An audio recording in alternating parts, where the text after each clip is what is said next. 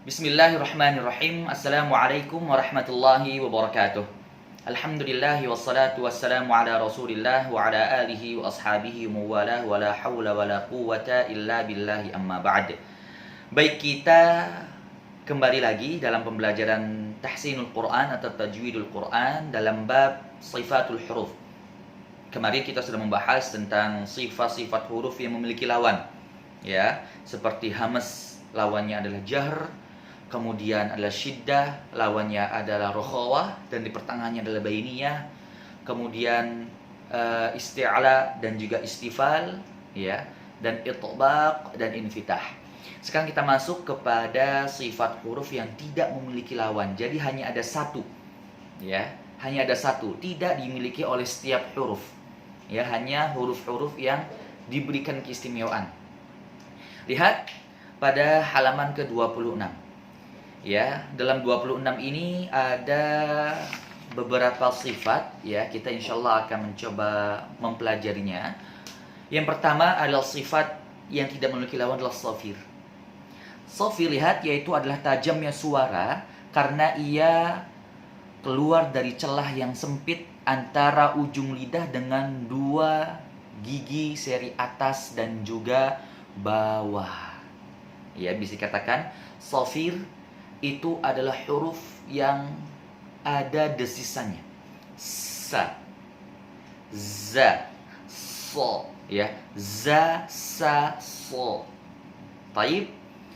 Contohnya adalah dari surat yang ada di sini, surat An-Nas.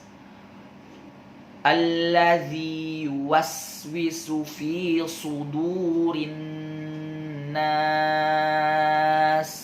Ya, yuwas ada shafir desisannya di situ.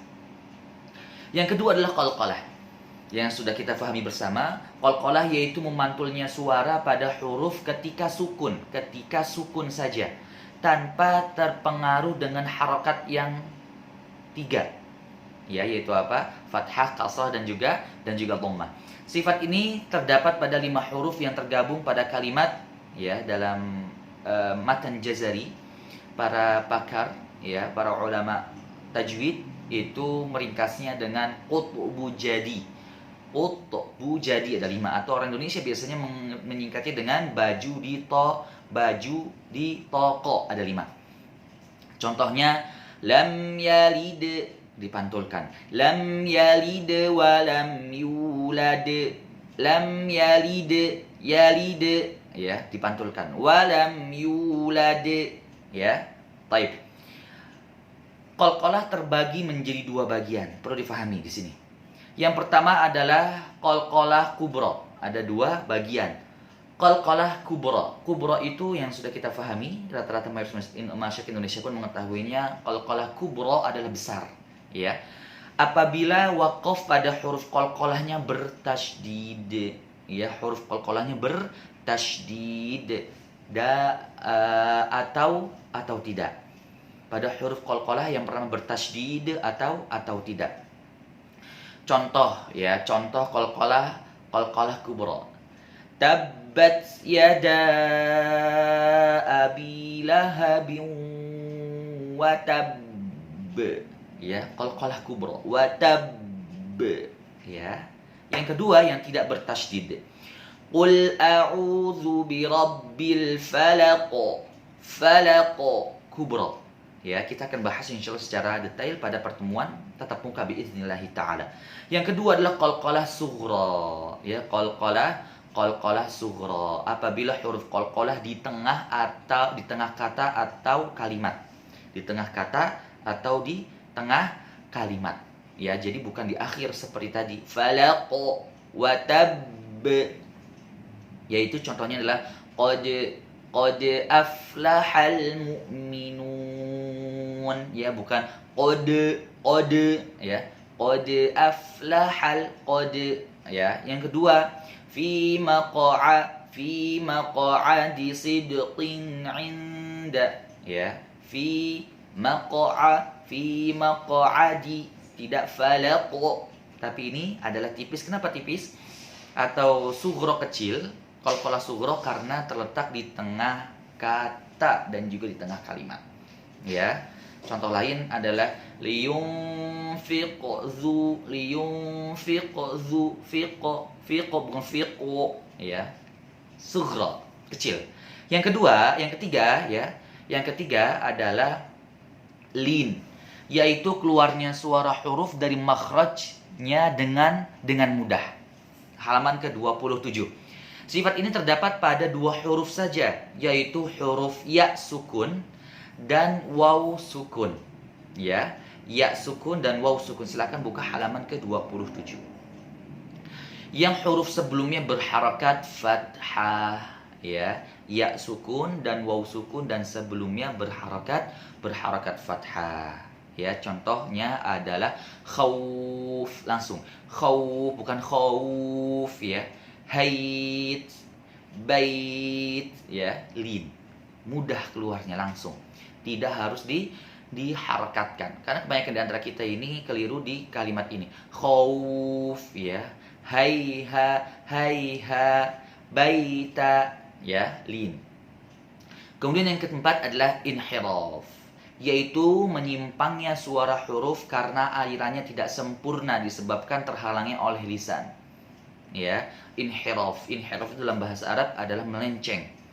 Ya, menyimpang. Ya, menyimpangnya suara huruf karena alirannya tidak sempurna disebabkan terhalangi oleh lisan. Sifat ini terdapat pada huruf lam dan juga ra, ya. Huruf lam dan juga huruf ra. Kemudian yang kelima adalah takrir. Takrir itu kalau dalam bahasa Arab artinya mengulang, tikrar. Tetapi secara istilah yaitu bergetarnya ujung lidah, ya. Ketika mengucapkan hurufnya dengan getaran yang halus disebabkan sempitnya makhraj.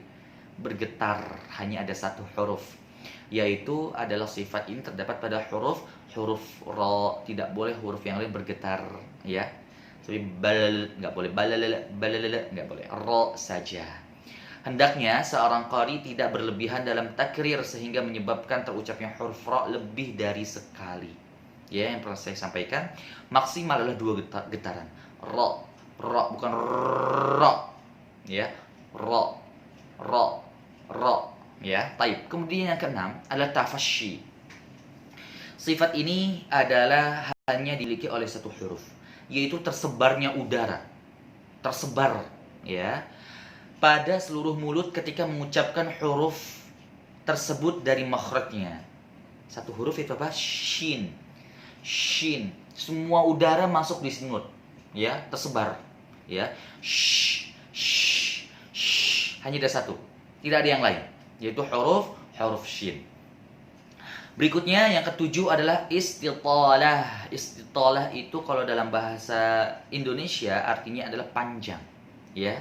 Tawil, istitalah, yaitu bergeraknya lidah ke depan sehingga tepi lidah menempel pada gigi geraham atas hingga ujung lidah menyentuh pangkal gigi atas yang disertai adanya udara yang menekan dari belakang lidah.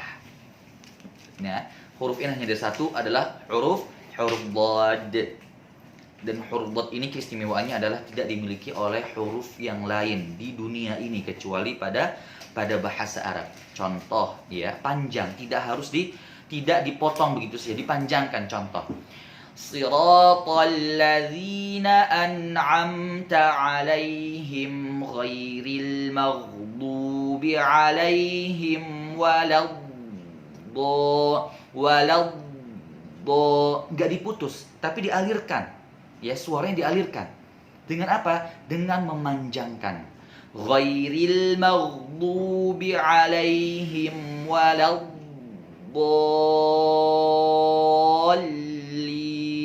Kebanyakan di antara dha ini enggak diistitolahkan, tapi diputus. Contoh, ghairil maghdubi 'alaihim berhenti, enggak boleh, suaranya dipanjangkan, ya. Baik, yang terakhir yaitu adalah huruful gunnah. Ya, sifat gunnah, yaitu suara yang keluar dari rongga hidung yang sifat ini mengikuti huruf nun dan mim. Ya, huruful gunnah. Yang dimaksud dengan bahasan ini adalah gunnah mutawwalah atau gunnah yang dipanjangkan pada tingkatan A dan B, bukan pokok gunnah yang ada pada huruf nun dan mim. Dan gunnah memiliki 4 tingkatan. Ya, gunnah memiliki 4 tingkatan. Tingkatan yang pertama adalah akmal matakun, ya, yaitu adalah paling sempurna. Tingkatan ini ada pada huruf nun dan mim yang bertasydid, begitu juga yang diidghamkan. Jadi adalah paling sempurna nunnya. Muhammadur Rasulullah, ya. Amanna, mim dan nun bertasydid, itu gunnahnya sempurna. Ya. Contohnya kita akan bahas insyaallah. Kemudian yang B, kamilah. Kamilah yaitu adalah sempurna. Di bawahnya paling sempurna. Yaitu tingkatan ini kurang sedikit dari tingkatan di atas. Ia ada pada nun dan mim yang ikhfa. Jadi ketika kita menemukan nun dan mim bertasydid, ya, dan juga nun atau mim yang bertasydid yang diidghamkan, maka sempurna. Lebih sempurna. Muhammad, ya, Adi mengatakan sampai 3 ketukan untuk yang paling sempurna. Muhammadur Rasulullah. Di bawahnya adalah kamilah, yaitu sempurna, ya, mim dan nun yang diikhfakan. Contohnya wala man sabara mansura, itu ada gunnahnya. Ya, ada gunnahnya, akan tetapi tidak begitu sempurna sekali, tidak seperti paling sempurna. Yang ketiga, naqisah. Naqisah ini artinya adalah kurang, yaitu tingkatan ini ada pula nun dan mim yang sukun ketika izhar. Contohnya an'amta,